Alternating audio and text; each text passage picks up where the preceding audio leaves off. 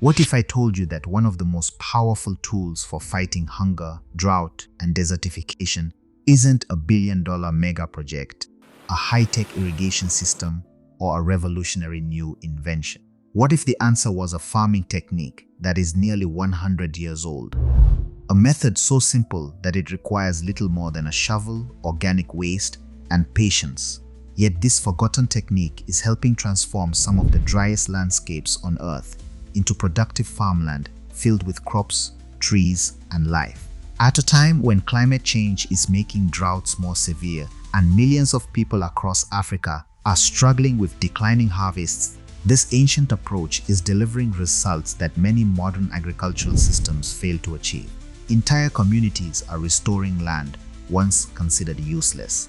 Farmers are growing food where almost nothing survived before, and barren landscapes are slowly turning into thriving food forests. But how is this possible? And why did the world ignore this solution for so long? Stay with us, because this story might completely change how you think about agriculture, deserts, and Africa's future. Across Africa, one of the greatest threats to development is happening quietly.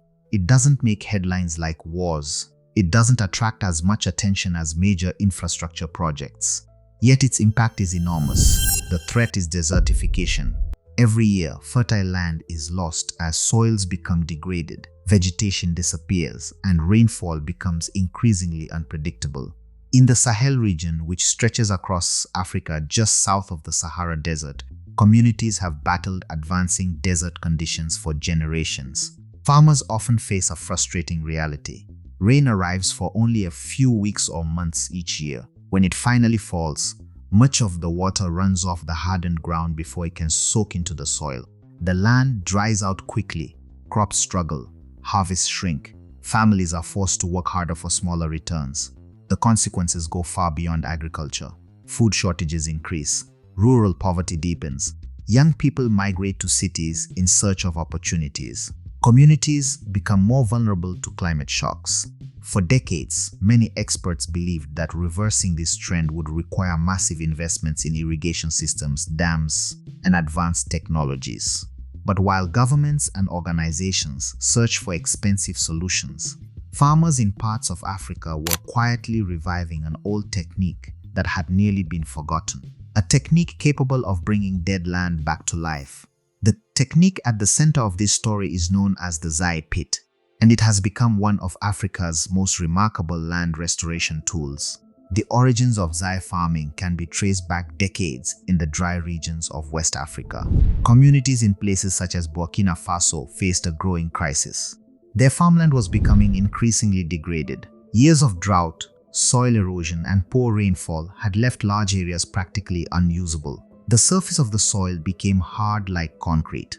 When rain arrived, instead of nourishing the land, the water rushed away. The result was a vicious cycle.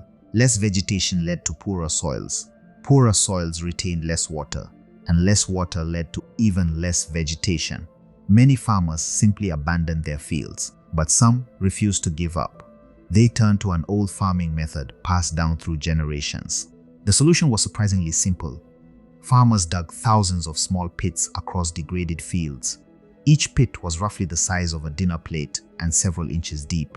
Into these pits they placed compost, manure, leaves, and organic waste. Then they waited for the rains. When rainfall arrived, the pits acted like miniature reservoirs. Instead of water flowing away, it collected inside the holes. The organic material held moisture and nutrients close to the roots of newly planted crops. What happened next surprised many people. Plants that previously struggled to survive began thriving. Harvests increased. Land once considered worthless started producing food again. The technique had survived decades because it worked. Unlike many agricultural innovations, Zai pits require no expensive machinery. They can be implemented by small-scale farmers using local resources. This makes them especially valuable in regions where access to modern equipment is limited. A forgotten method was proving capable of restoring some of Africa's most degraded farmland, and its success was attracting growing attention from researchers and development organizations around the world. The real power of Zai pits lies in what happens underground. At first glance, the method seems almost too simple to work. Dig a hole, add organic matter, plant crops, wait for rain.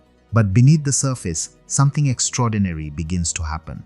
The compost and manure attract termites, insects, worms, and microorganisms. While many people think of termites as pests, in this case, they become ecosystem engineers.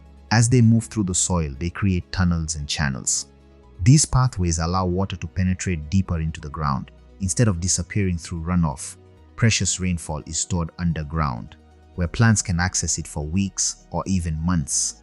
The organic material also improves soil structure. Over time, hard, compacted ground becomes softer and more fertile. Roots grow deeper, beneficial microbes multiply, nutrients become available to plants. Gradually, the land begins to heal itself. Then comes the next stage, trees. As crop production improves, farmers often introduce tree species into restored fields. The trees provide shade, their roots stabilize the soil, their leaves create natural mulch, their branches reduce wind erosion. The soil becomes even richer. More moisture remains trapped in the ground. Additional plants begin growing naturally. What started as a collection of small pits gradually evolves into something much larger, an ecosystem. In some areas, landscapes once described as barren now support diverse vegetation, fruit trees, crops, and wildlife. What was once desert-like terrain starts resembling a food forest. Food forests offer multiple benefits. They produce food, they improve biodiversity, they store carbon, they protect soil, and they make communities more resilient to drought. Rather than relying on constant human intervention, restored ecosystems begin creating positive cycles that strengthen themselves over time. Restoring land isn't just an environmental success story. It's an economic transformation. For many rural families, agriculture is more than a source of food. It is their primary source of income. When harvests fail, entire households suffer. Children may leave school, livestock may be sold, debt increases, opportunities disappear. But when degraded land becomes productive again, everything changes. Farmers can grow larger harvests. Families have more food available throughout the year. Surplus crops can be sold in local markets. Additional income allows investments in education, healthcare, and farming equipment.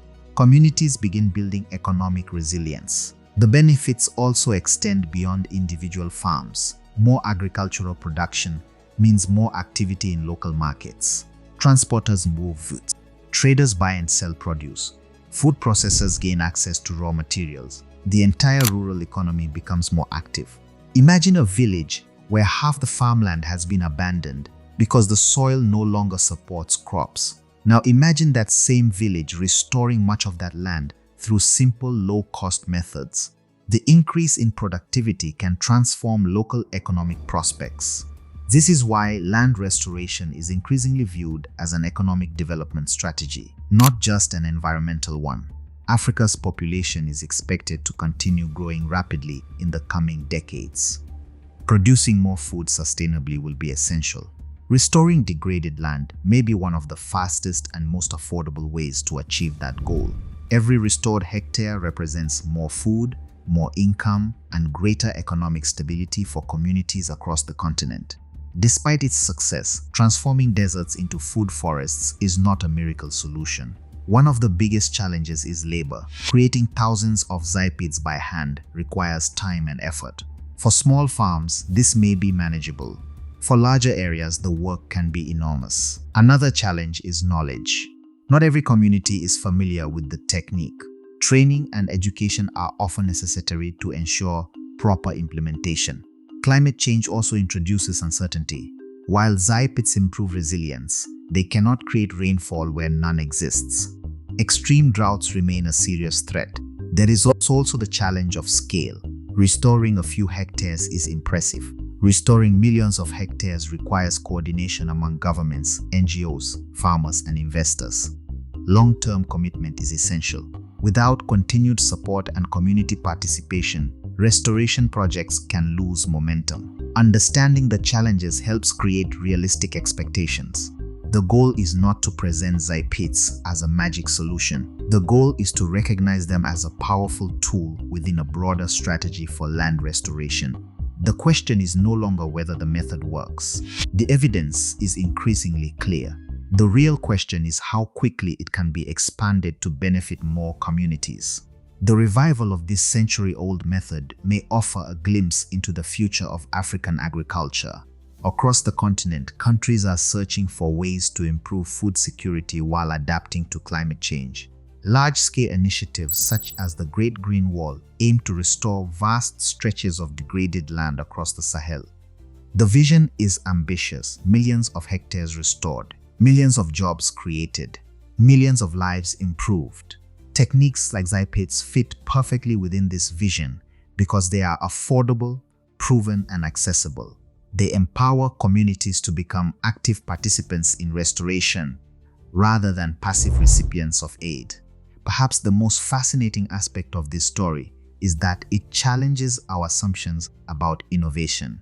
When people think of solving global problems, they often imagine advanced technology, artificial intelligence, satellites, robotics, massive engineering projects. Yet sometimes the most effective solutions are rooted in traditional knowledge. Knowledge developed through generations of observation and experience. Knowledge that modern society nearly forgot. Today, as deserts expand and climate challenges intensify, farmers across Africa are demonstrating that restoring nature does not always require reinventing the wheel. Sometimes it means rediscovering wisdom that already existed, and that wisdom may help feed millions in the decades ahead. The future of agriculture may depend not only on what humanity invents next, but also on what humanity chooses to remember. If adopted on a much larger scale, this simple technique could help transform degraded landscapes across Africa into productive, resilient ecosystems capable of supporting future generations. Africa's transformation is happening in ways that many people never see. Not every breakthrough involves skyscrapers, highways, or billion-dollar investments. Sometimes the most powerful transformations begin with something as simple as a hole in the ground. The story of the Zypit shows how local knowledge, determination, and innovation can help solve some of the continent's biggest challenges. If you enjoy stories about Africa's mega projects, infrastructure, agriculture, technology, and transformation, make sure to subscribe to VUCA Africa and let us know in the comments. Could ancient farming techniques be one of the keys to Africa's food security future? Thanks for watching, and we'll see you in the next video.